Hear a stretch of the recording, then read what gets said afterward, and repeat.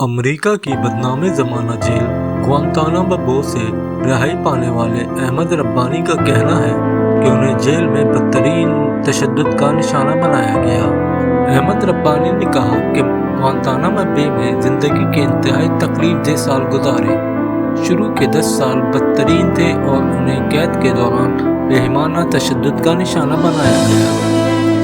احمد ربانی نے بتایا کہ برف باری میں بغیر کپڑوں کے بٹھا دیا جاتا، انتہائی سخت سردی کے عالم میں ٹھنڈے پانی سے نہلایا جاتا۔ انہوں نے اپنے اوپر عائد کیے جانے والے تشدد کے حوالے سے مزید بتایا کہ رسیوں سے باندھ کر الٹا لٹکا دیا جاتا تھا اور انتہائی تنگ و تاریک سیل میں رکھا گیا۔ احمد ربانی نے مزید کہا کہ اسامہ بن لادن اور دیگر رہنماؤں سے متعلق تحقیقات کی جا رہی ہیں۔ 1000 بار سوالات کیے لیکن مجھے القاعدہ کے بارے میں کوئی معلومات نہیں تھی۔ واضح رہے کہ ان خیالات کا اظہار انہوں نے حال ہی میں ہونے والی نمائش میں کیا۔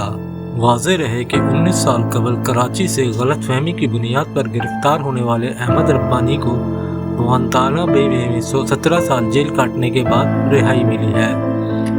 برطانوی NGO کے مطابق غلط فہمی کی بنا پر 17 سالہ بدنام زمانہ امریکی جیل میں گزارنے والے احمد ربانی کو رہا کرنے کا حکم دے دیا گیا ہے۔ امریکی کی 6 سیکیورٹی ایجنسیوں نے مشترکہ فیصلے میں احمد ربانی کو رہائی دینے کا فیصلہ کیا ہے۔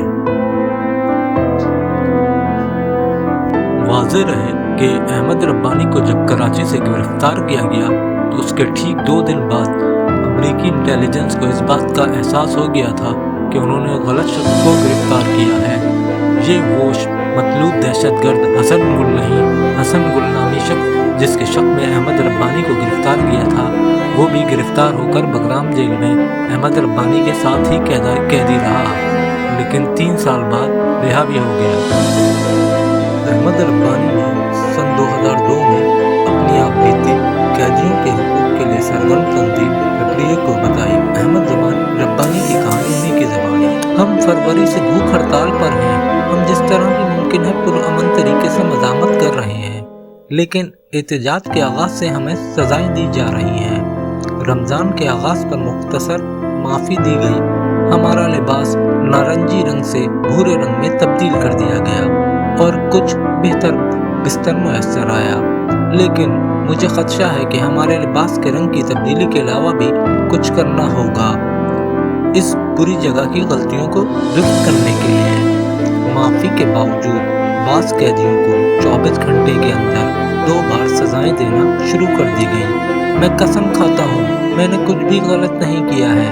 ایک افسر نے مجھے بتایا کہ مجھے سزا دی جائے گی تو میں نے دریافت کیا کہ مجھے سزا کس بات کے لیے دی جا رہی ہے۔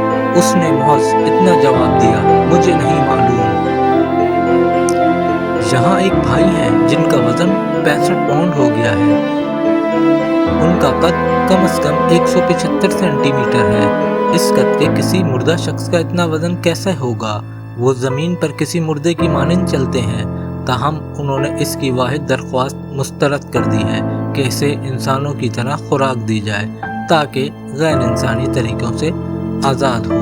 یہاں سوال بہت آسان ہے، اگر آپ بھائی کو بھوک ہڑتال کے ذریعے مرنے نہیں دیں گے تو پھر کیوں اسے اس وقت تک چھوڑا جاتا ہے کہ اس کا جسم تباہ ہو جائے اور اس کے بعد اسے زبردستی کھلایا پلایا جاتا ہے تاکہ اسے ایک نیم مردہ بھوت کی صورت میں زندہ رکھا جائے۔ بہت سی بدسلوکیوں کی انتہائی احتیاط سے منصوبہ بندی کی جاتی ہے۔ مثال کے طور پر حکام مجھے آدھی رات کو تفریح کا موقع دیتے ہیں۔ میں یہ تفریح 1 ماہ تک اکیلا کرتا رہا۔ میں نے کبھی بھی سورج کی روشنی نہیں دیکھی۔ یہ کسی زیادہ مناسب وقت پر بھی کی جا سکتی ہے جب روشنی ہو، جب یہ اوقات نماز کے ساتھ متصادم نہ ہوں، اور یہ کہ ہم سب باجماعت نماز ادا کر سکیں۔ احمد ربانی مزید بتاتے ہیں کہ مجھے ستمبر 2002 میں کراچی سے میرے مکان سے پکڑا گیا کیونکہ میں ماضی میں جن لوگوں کے پاس ملازم تھا حکام کو ان پر شک تھا۔ میں شادی شدہ ہوں اور میرے 3 بچے ہیں۔ میری 18 ماہ کی بیٹی تھی جب مجھے ایک تاریک جیل زندوں کے قبرستان لے جایا گیا۔ میں نے 7 ماہ تشدد، जंजीरों में जकड़े रखना और कलाइयाँ बांध के अंधेरे में लटकाए जाना बर्दाश्त किया। इस तरह की तारीकी में तेज मौसीकी, शराब और खून की बदबू, भूख, मारपीट और प्यास के दर्द में घंटों गुजर जाते थे। मुझे कुछ मालूम नहीं होता था।